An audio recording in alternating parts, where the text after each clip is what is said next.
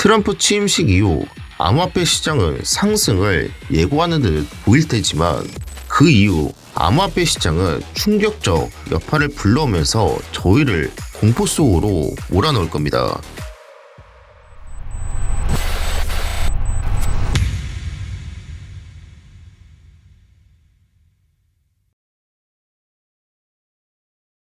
안녕하십니까, 크리도 추첨입니다. 제가 요즘 유동성에 대해서 이야기를 많이 하죠. 유동성에 대해 말씀을 드리는 이유는 시장을 장기간으로 봐달라는 겁니다. 저희 같은 개미들은 돈 냄새를 풀풀 맡는 기관하고 틀리죠. 그렇기 때문에 저희가 항상 하락에 당하고 상승에 당하는 겁니다. 주요 이슈들을 보시면 상승할 때 상승 중간에 호재를 터뜨리고 하락할 때 하락 중간에 악재를 터뜨리죠. 하지만 저는 암호화폐 시장에 여러분보다 먼저 파악하고 예상하면서 여러분께 빠른 정보를 전달드리고 있다는 점 인지해 주시기 바랍니다. 제 영상을 끝까지 시청을 해주신다면 시장의 배경의 흐름을 정확히 캐치를 할 수 있을 겁니다. 오늘도 핵심적이고 역대급 중요한 내용들을 가져와 봤으니 바로 시작해 보시죠. 최근 연준의 경제 지표에 따라 비트코인은 상승과 하락을 반복적으로 하면서 투자자들을 혼란시키고 있는데요.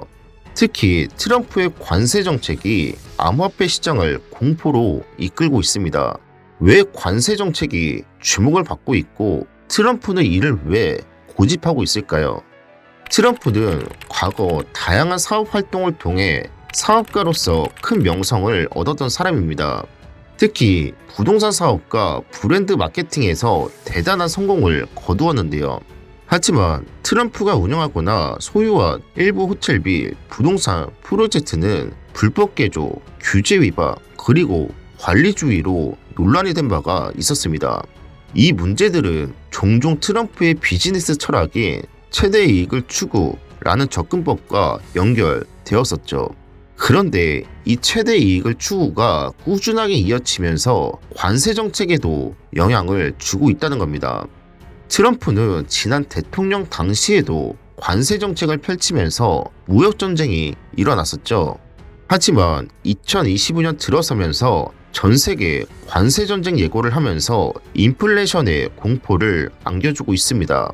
특히 이번 관세 정책은 지난 관세 정책보다 지나치게 관세를 부과하고 있다는 건데요. 중국을 보면 차이점을 확실히 느끼실 겁니다. 트럼프는 2018년 당시 중국에서 들어오는 제품에 대해 25% 관세 부과했는데 2025년 들어서는 최대 60%까지 관세를 부과할 수 있다는 거죠. 예를 들어서 TV 하나가 100만 원이라고 생각을 해봅시다. 2018년에는 TV를 중국에서 미국으로 들여보낼 때 관세를 25% 내면서 125만 원에 들여보냈지만 2025년에는 관세를 60% 내면서 160만 원에 들여보낸다는 겁니다. 결국 관세가 크게 확대되면 물가 상승으로 이어지는데요. 물가 상승은 인플레이션 상승으로 이어지죠. 최근 연준은 인플레이션의 목표치인 2%를 향해 진전했지만 여전히 다소 높은 수준이라고 평가를 하고 있고 또한 트럼프 정책이 인플레이션을 높일 것으로 예상하면서 전문가들은 금리 인하 속도가 늦출 것으로 예상하고 있습니다. 저도 장기적으로는 암호화폐 시장이 큰 상승을 끌어낼 것이라 생각하는 사람 중 하나입니다. 저는 여러분이 이 시장에서 희생양이 되지 않도록 항상 빠르고 정확한 정보를 전달드리고 있습니다. 현재 시장은 단순히 상승과 하락의 문제가 아닙니다. 연준의 계획과 세력들이 만들어 놓은 함정, 그리고 그들이 숨기고 있는 의도를 제대로 간파해야 됩니다. 여러분이 투자에서 살아남고 나아가 승자가 되기를 원하신다면 지금부터는 결코 눈을 떼지 마세요. 구독과 좋아요 한 번씩 부탁드리고 이제 그 숨겨진 흐름을 파악해 보겠습니다. 준비되셨나요? 그럼 바로 시작합니다.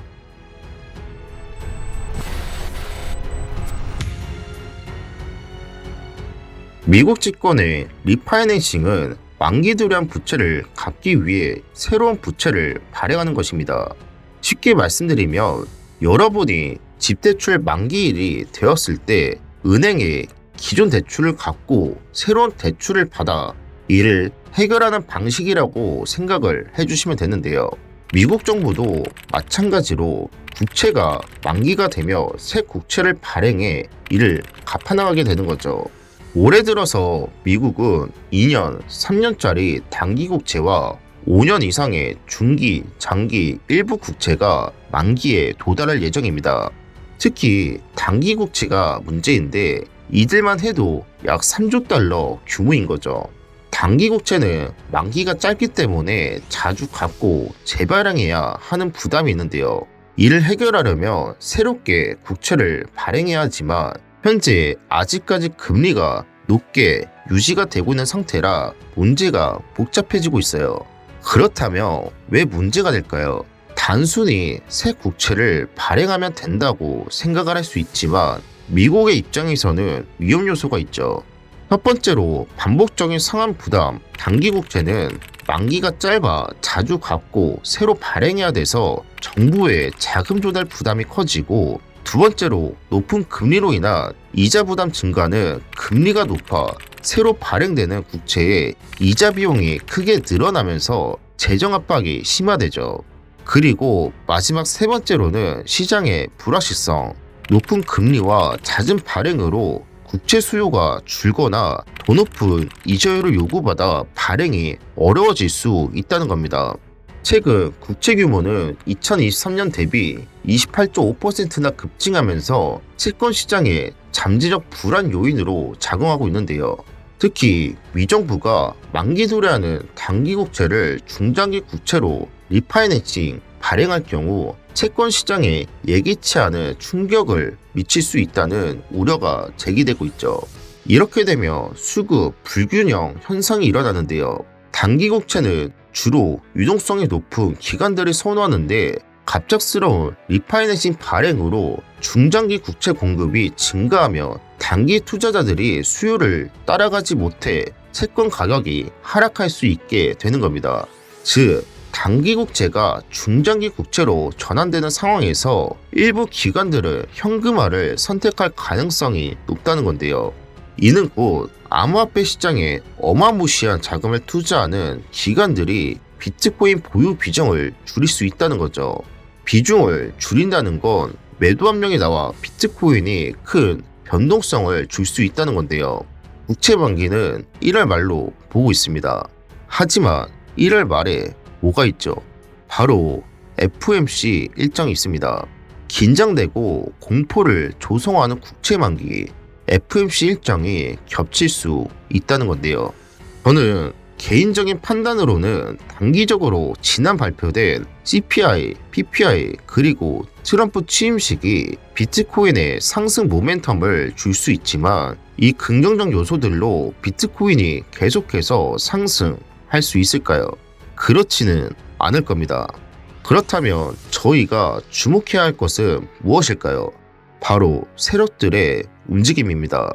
짧은 시간 안에 세력들은 저희들을 유혹하려 할 것이지만 그 유혹에 쉽게 넘어가서는 안 됩니다. 제가 여러분께 꼭 말씀드리고 싶은 것은 돈의 흐름입니다. 이 흐름을 제대로 읽고 대응한다면 시장의 파도 속에서 기회를 잡을 수 있을 것입니다. 요약하겠습니다. 미국 단기 국채의 만기와 높은 금리가 시장의 불확실성을 초래하고 FOMC 일정과 맞물리면서 비트코인 시장에 예상치 못한 충격적인 여파를 가져올 수 있다고 말씀을 드렸고, 이와 같은 불확실성 속에서 저희가 주목해야 할 것은 바로 세력들의 움직임과 돈의 흐름이라고 말씀을 드렸습니다. 여러분께서 이제 돈의 흐름과 그 배경에 대해서 파악을 하신다면 여러분은 시장의 혼란 속에서 기회를 찾을 수 있을 것입니다. 모르시는 단어, 내용이 있으시다면 댓글로 남겨주시고 구독과 좋아요 꼭 부탁드리겠습니다. 다음 영상에서는 더 깊이 있는 주제로 찾아뵙겠습니다. 다음 시간에 뵙겠습니다. 지금까지 크리토스집이었습니다.